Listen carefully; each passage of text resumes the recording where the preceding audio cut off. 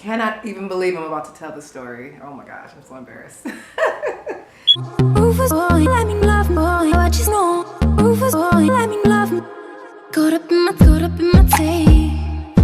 Hey, it's your girl, Miss Natural Journey, and I know I've been gone for a minute, but it's spring. Thank you, Jesus. Daylight savings is here, and we have more daylight to work with after work, literally. So yeah, I'm gonna be recording a whole lot more now. I'm gonna be uploading at least once a week now that I can record after I get home from work. Life is hard taking care of a 1-year-old, a husband, a full-time job, and trying to do my thing here on YouTube. So please be patient with your girl, but I do plan on uploading at least once a week from now on. Now, today's video, I'm legit like embarrassed to even tell this story. Yeah. All right, so this video is actually going to be a story time, and it's a story that I am very embarrassed to tell, y'all. I've been thinking about my college days. I'm about to enter my 30s, and I've been thinking back on my college days and just the bad decisions that I used to make back in the day, and the things that I learned from, definitely, and grew from. And yeah, this story popped in my head, and I was like, okay, that's one that I want to share with my peeps on the YouTubes. So, very embarrassed to tell the story, but just know that I used to make very bad decisions. That is no longer. I learned from my mistake. I have definitely matured since this story. And so that's it. I'm going to share this story with you guys. And it's about the time a gentleman decided to kick open my dorm room door. Yeah. And it's exactly what it sounds like. This is not clickbait. This is literally what happened. So let me take my specs off, my storytime specs, so you guys can see my beautiful eyes.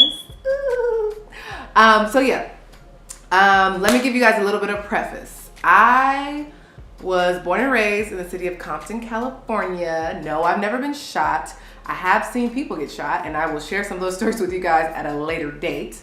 But yeah, I've seen some things. I participated in a couple things, and it was just a place that I just knew that I didn't want to stay for the rest of my life. But being that I was born and raised in the hood, I was surrounded by nothing but hood people who grew up in the hood just like me. And so naturally, I was attracted to bad boys. Yes, I liked a little bit of thuggy thug, some Bone Thugs and Harmony. Yeah, I was a fan of thug life, like seriously. So, and I was very sheltered. Like my father was extremely strict. My mother was strict, and like I didn't get to like get out the house and do anything. So, you know, I never was exposed to gentlemen and like good guys. All I knew were those guys that were around me. And so naturally, that's what I gravitated towards. So I went to college. I went to a college that was literally the city over from Compton, which was in Carson. Not much better than Compton, but yeah, I went to university there. And during that time, I want to say I was 18 years of age. And the summer where I was going from my freshman year to my sophomore year, I met a guy on BlackPlanet. I don't know if you guys know anything about this website, but it was like it's a social media, or it was a social media website, but it was mainly used for like dating and finding people in your area. And I don't know, some people use it just for social media, which is my main purpose, but I would occasionally get messages from guys who were just like, hey, you know, how you doing? Are you single? Blah, blah, blah. So this gentleman hit me up on BlackPlanet, and yeah, he lived in my area. So I met this guy in person. He was tall, like a basketball player, very handsome. And let's just say the day that I met him in person, he had a swollen fist.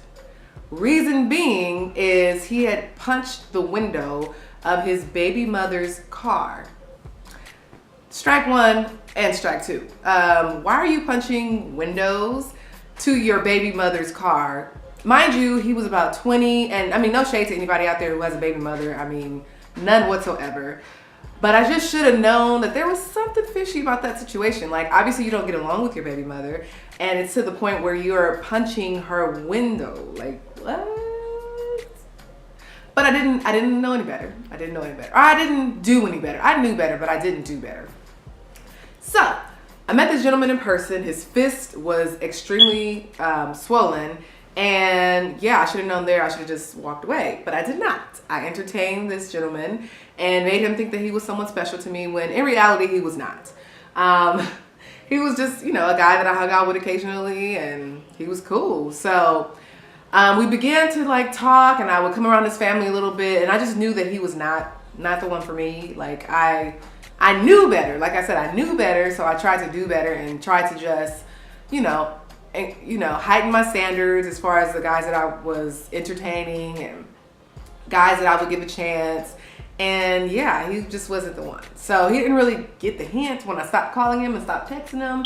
But yeah, so I would hit him up every once in a while just to be like, hey, how you doing? You know, just to make sure he's doing okay. And I guess that kind of made him think that we were something more than what we actually were.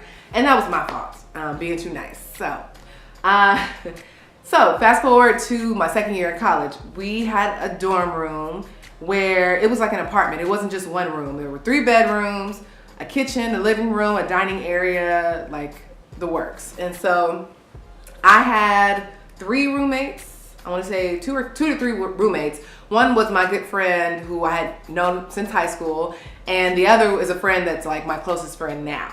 One of my closest friends now. And so basically how it was set up, the door to the dorm was here. You enter, there's the kitchen and the dining area, the living room, and then a hallway that led to our bedrooms. And there was one here, and then one in the back. The one here is the one that I was in this night. And so basically a friend of ours was having a party on campus, and here they didn't play. Like if they even heard word that someone was having a party on campus, it was shut down. Mainly because my first year there, someone actually got stabbed during a party. So yeah, they weren't playing when it came to dorm room parties. So someone threw like a kickback, and so they were like, bring people through. Like tell people you know, tell them to come up and let's party. So I decided to text this gentleman and invite him, which was a huge mistake. Yeah, I should have just known better. So I shot him a text message. He literally lived 5 minutes away from my dorm room. And so I told him, they're having someone's having a party, come through, just come hang out. And so not even 30 minutes later, the party got shut down. So I sent him a text, I called him, I told him, do not come, the party shut down. Security, they're on campus, like, it's code red, go the other way, basically. And he didn't get the hint. He wanted to see me and wanted to come to the party, and he didn't care that I told him not to come. So I shot him at least 3 or 4 text messages saying, do not come, do not come. I look out my window and I see him walking his little happy behind up to my dorm room. So I decided to be silly, and I hid in my good friend's room that was closest to the window that you could see who's at the door. So the window's facing here, the front door is here. He's standing there knocking on the door. Okay, so he's calling my phone, he's banging on the door. Mind you, 2 of my roommates had gentlemen over and they were in the other rooms. And yeah, me and my friend were in this room. So I'm peeking out the window, out the blinds. Mind you, they're the little blinds that separate. So I'm like peeking like this, and he would look and I would close it. So he saw me, heard me and my girl laughing, and we were just busting up. Like, look at this fool, like at the door. We told him not to come, but he's still here. Ha ha ha. Just being immature, basically. Needless to say, he proceeded to knock very, very hard on the door to the point where the door flung open. At this point, I'm thinking, okay, somebody here opened the door for him knowing that I didn't want him to come. So I'm heated, like, what? Like, why would someone do that? This makes no sense. Why would someone open the door for this guy when he's literally banging on the door? So I'm heated, I'm confused. I'm just like, okay, this is crazy. He just came in and I don't want to see him. So I'm in my friend's room. He doesn't know I'm in there. He just knows someone's peeking through, someone's laughing. So he's like, where is April? Mind you, my real name is April. Where is April? Tell her if she don't want to see me, don't call me, blah, blah, blah. He goes to my room because he had been in my dorm before. So he knew which room was mine, not knowing that my roommate was in there with her boyfriend. And proceeds to kick the door open and left remnants of mud, a muddy footprint on the door, which was white, for everyone to see. He kicked open that door. It was a wooden door, and cracked the frame and everything. It was ridiculous. So I'm like freaking out. I'm hiding in the closet at this point. Like, oh my God, this dude is inside the house. He's crazy. Like, he's drunk. He's on something. He's going crazy right now. So he's yelling my name. Tell April she don't want to see me, blah, blah, blah, blah, blah. So I'm just like freaking out, hiding. My friend is like hiding me, and she's telling him like, she's not here, you need to leave. And so eventually he leaves, but as he is on his way out the door, he knocks over everything off of our counters, including my boombox. Yes, I was still listening to a boombox. This was 10 years ago. He knocks over my boombox, knocks everything on the floor, leaves and slams the door.